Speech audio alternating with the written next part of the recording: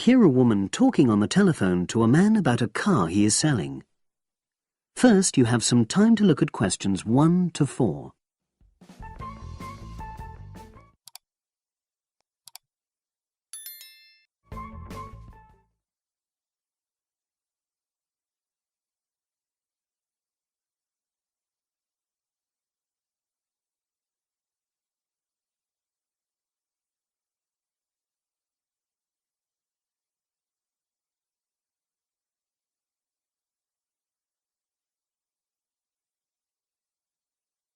You will see that there is an example which has been done for you. On this occasion only, the conversation relating to this will be played first.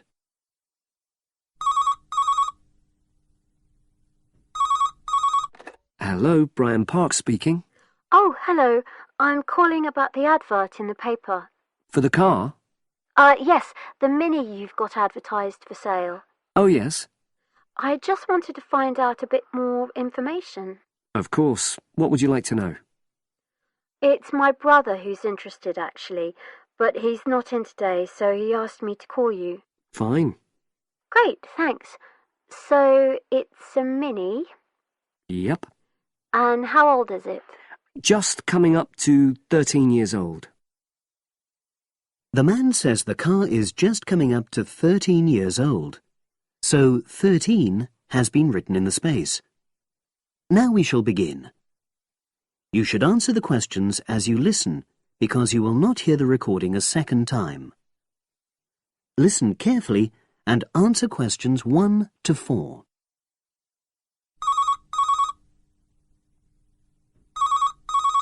Hello, Brian Park speaking. Oh, hello. I'm calling about the advert in the paper. For the car? Yes, the Mini you've got advertised for sale. Oh, yes. I just wanted to find out a bit more information. Of course. What would you like to know? It's my brother who's interested, actually, but he's not in today, so he asked me to call you. Fine.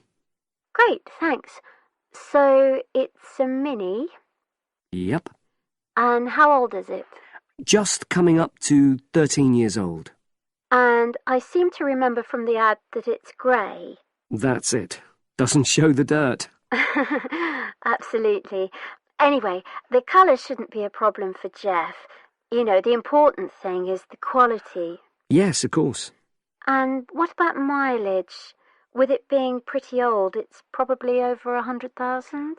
Actually, it's 40,000 less than that. 62,000 on the clock. Great!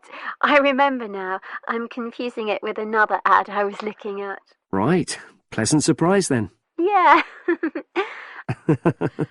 Have you been the only owner, or was there a previous one? I'm the second one. Before, it was owned by a teacher who was a very careful driver. Didn't have any accidents. Very good. And what about you? What do you tend to use it for? I haven't used it all that much, mostly for shopping. You know, the sort of thing. So not much wear and tear. I'll make a note of that. I know Jeff wanted me to check that. Right. Before you hear the rest of the conversation, you have some time to look at questions 5 to 10.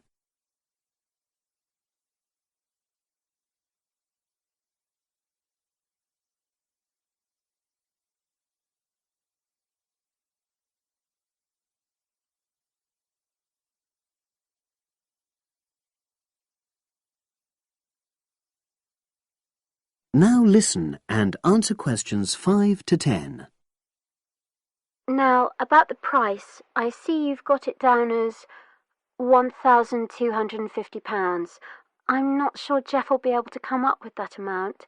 In the ad, I did say 1,250 or nearest offer. So would you be prepared to go down to 1,000? That's really too low, I'm afraid.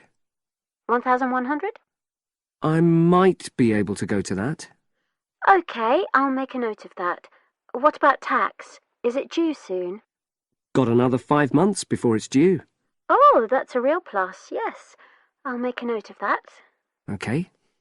Now, you say it's in good condition. For its age, I'd say yes, definitely. It's just been serviced and there were no major problems. Major. I'd be able to show you the service report. The only thing is, you'd have to get a new tyre in the near future. Though it's still okay, you know. It's certainly absolutely safe at the moment. Okay, fair enough. Yes, I understand.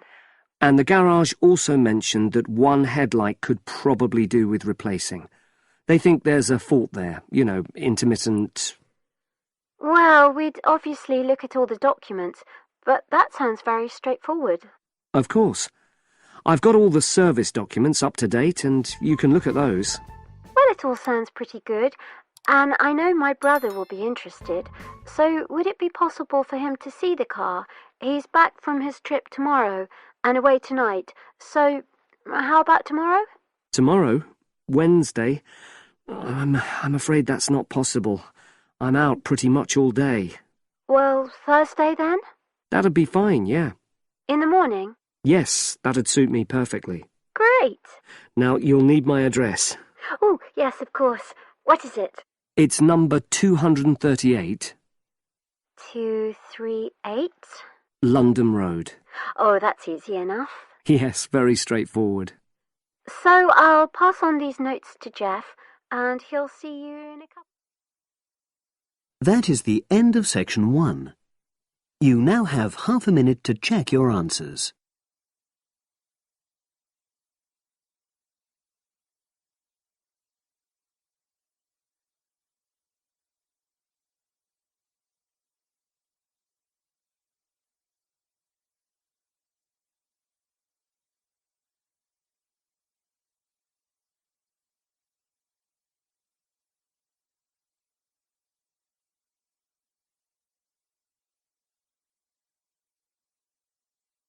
Now turn to section 2. Test 3, section 2. You will hear part of a podcast for visitors to the popular holiday region called the Treloar Valley. First, you have some time to look at questions 11 to 14.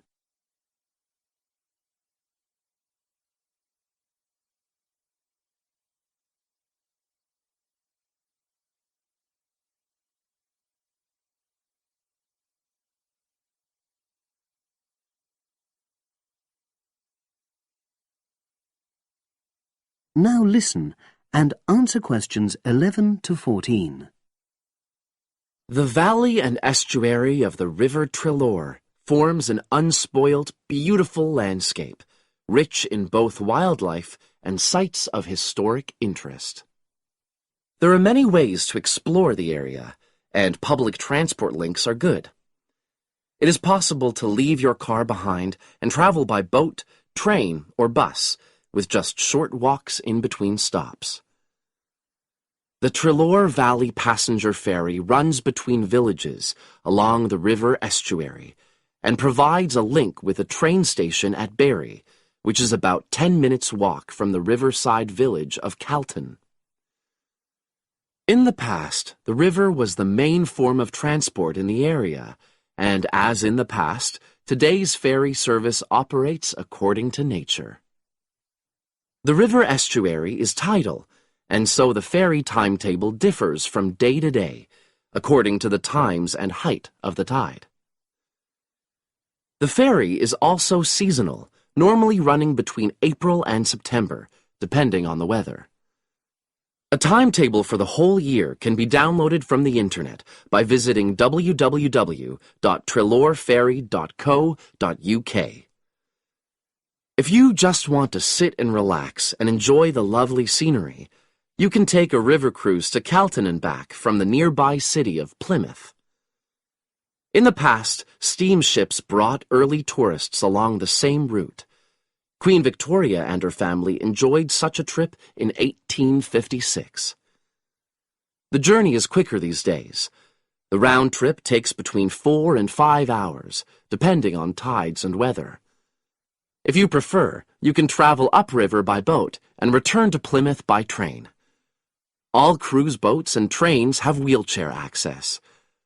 For more information and for departure times, ring Plymouth Boat Cruises on 017-528-23104. Trains run several times a day throughout the year between Calton and Plymouth, with various stops in between. They are used by both local commuters and tourists who want to enjoy the beautiful scenery. The highlight of the journey is crossing the river on the stunning viaduct, which was built at the beginning of the 20th century and towers 120 feet over the water. It is unnecessary to book, and tickets can be bought on the train. For information about fares and timetables, contact National Rail Enquiries by phone or online. The bus service in the Treloar Valley now connects all train stations and villages in the area. Especially for holidaymakers, there's a Rover ticket which can be used at weekends and on national holidays, and allows unlimited journeys on those days. The Rover ticket provides great value for money and is now even cheaper than it was last year. An adult ticket costs £5.50 a day.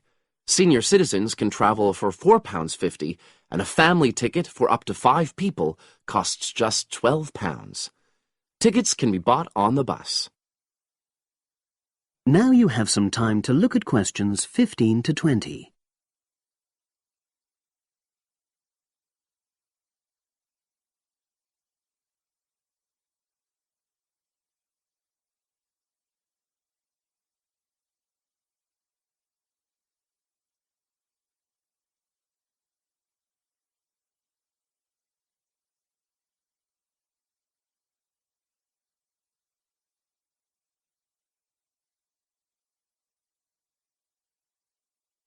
Now listen and answer questions 15 to 20.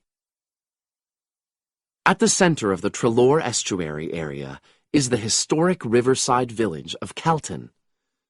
The main road comes into the village from the south, and for those of you who are arriving by bus, it turns left just before the bridge and stops in the lay-by on the left-hand side.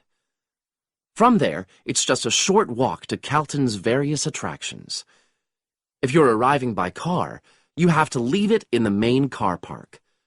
Go over the bridge and take the first turning on the right. Then go on until you come to the end of that road. It's the only place to park in Calton, but there's no charge.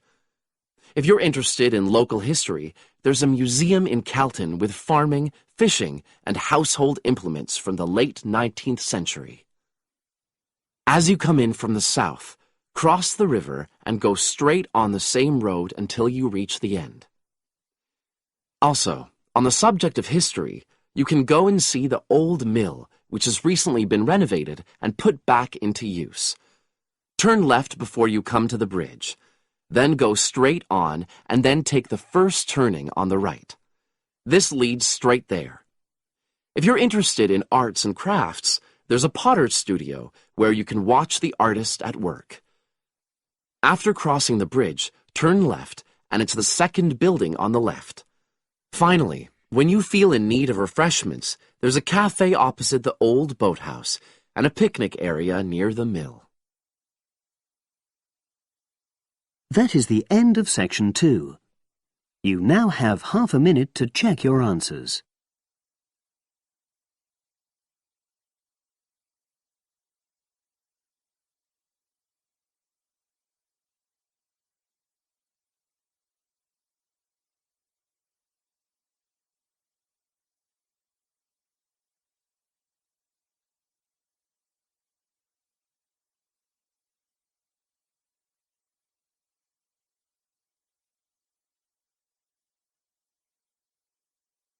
Now turn to section 3. Test 3, section 3. You will hear 2 geography students talking. An older student, called Howard, is giving advice to a younger student, called Joanne, on writing her dissertation. First, you have some time to look at questions 21 to 24.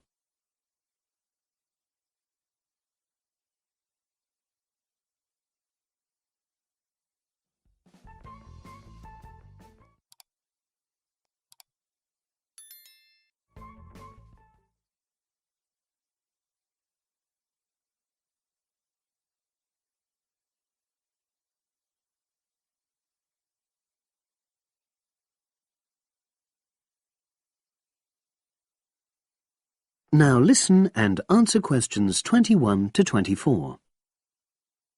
Hi, Howard. I haven't seen you for a while. Hi, Joanne. Yeah, they're keeping us really busy on the postgraduate programme. But how are you? You'll be starting your dissertation soon, won't you? Yeah, tutorials start next week. I've got Dr. Peterson. You'll remember it all from last year, of course. It's not something you forget easily. Oh. But seriously, although I didn't expect to enjoy writing my dissertation, and in fact I didn't really find it much fun, I wouldn't have missed the experience. I found it really improved my understanding of the whole degree programme, from the first year on. Right. So, what are you doing yours on? Glaciated landscapes. Although I haven't decided exactly what aspect yet. I did mine on climate systems, so I can't help you much, I'm afraid. But you'll be fine once you start your tutorials. Dr. Peterson will help you focus. I know, and he'll set me deadlines for the different stages, which is what I need. My concern is that I've got tons of material on the topic, and I won't be able to stick to the word limit, I remember I had different concerns when I was doing my dissertation. Last year.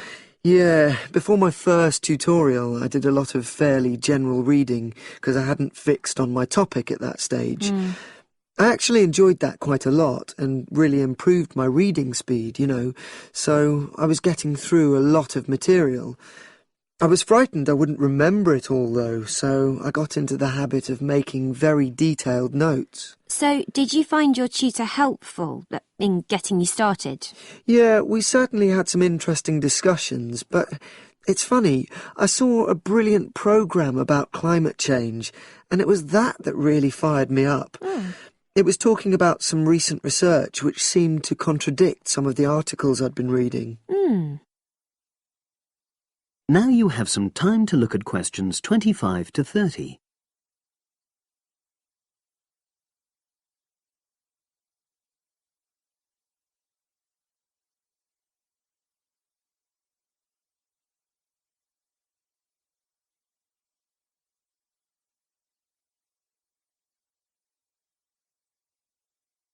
Now listen and answer questions 25 to 30. So you say your tutorials start next week? Yeah. Well, the first month's crucial. You've got to meet your tutor and decide on your focus, but don't become too dependent on him. Don't see him every week, only when you want to check something. Right. Once you've got the focus, you've got to get reading. It's helpful to look through the bibliographies for all the course modules relating to your topic, and get hold of any books you think you'll need. I haven't got much money. I mean, get the books from the library, far better. And I suppose I should prepare a detailed outline of the chapters? Yeah, absolutely. But don't feel you have to follow it slavishly. It's meant to be flexible. OK.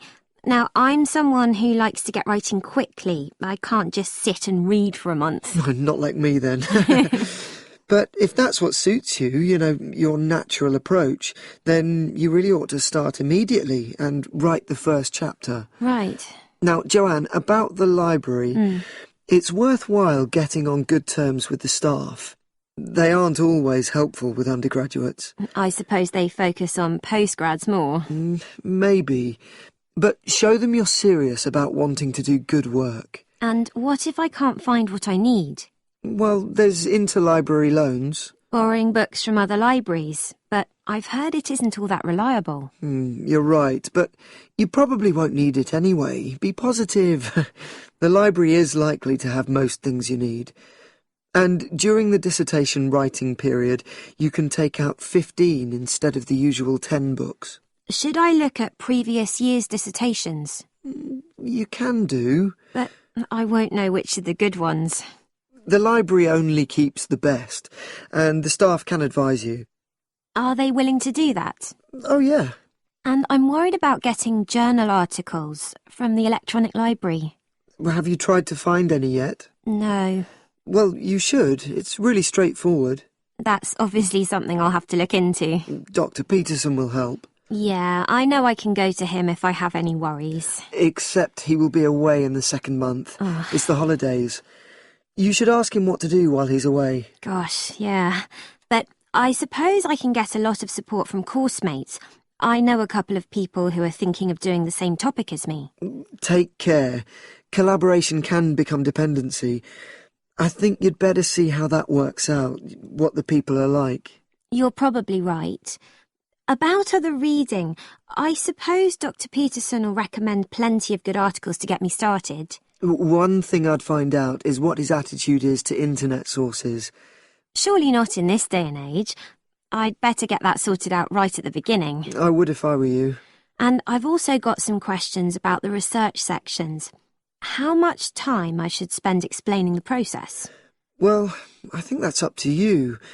You can see how it develops as you're writing. Okay. It's the same with things like time management. That's something a tutor can't really help you with. I agree. So, is there anything else you need me to go over? That is the end of section 3. You now have half a minute to check your answers.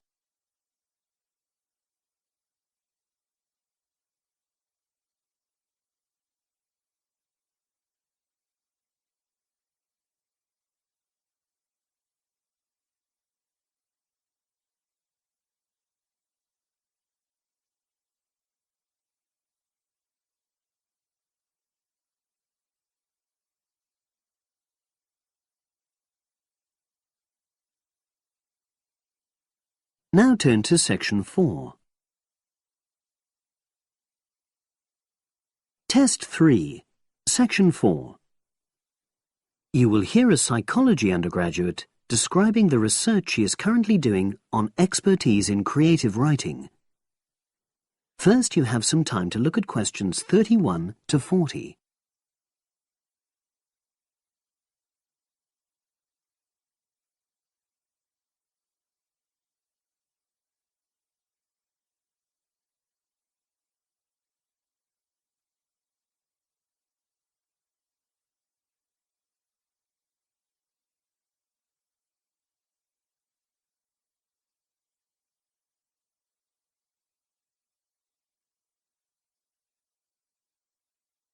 Now listen and answer questions 31 to 40.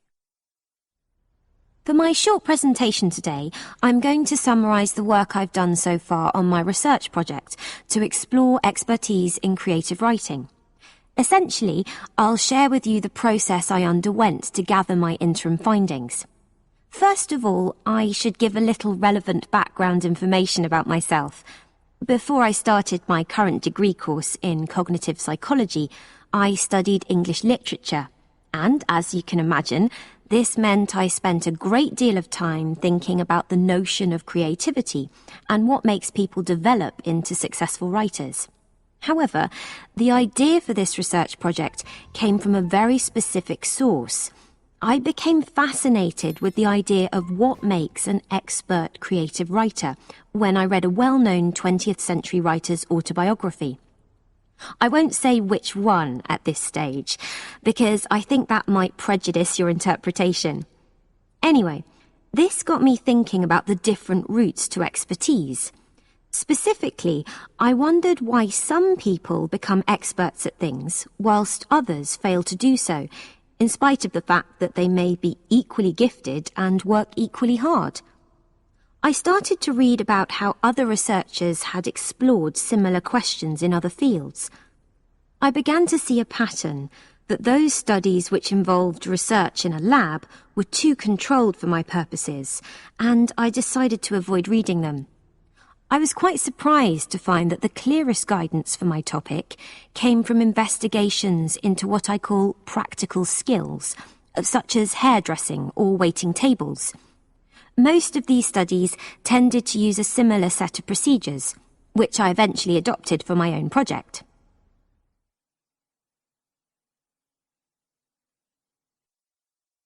I'll now explain what these procedures were. I decided to compare what inexperienced writers do with what experienced writers do. In order to investigate this, I looked for 4 people whom I regarded as real novices in this field, which proved easy, perhaps unsurprisingly. It proved much harder to locate people with suitably extensive experience who were willing to take part in my study. I asked the first four to do a set writing task and, as they wrote, to talk into a tape recorder, a technique known as think aloud. This was in order to get experimental data. Whilst they were doing this, a research assistant recorded them using video. I thought it might be helpful for me in my transcriptions later on. I then asked 4 experienced writers to do exactly the same task. After this, I made a comparison between the 2 sets of data, and this helped me to produce a framework for analysis. In particular, I identified 5 major stages which all creative writers seem to go through when generating this genre of text.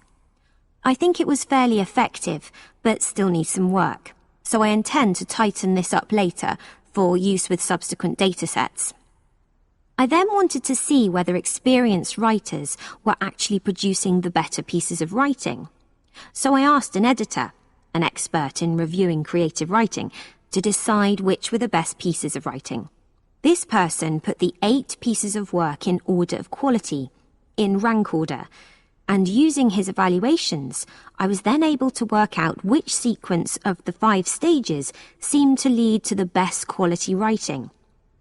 Now, my findings are by no means conclusive at this point. I still have a long way to go, but if any of you have any questions, I'd be happy to answer them and go. That is the end of section 4. You now have half a minute to check your answers.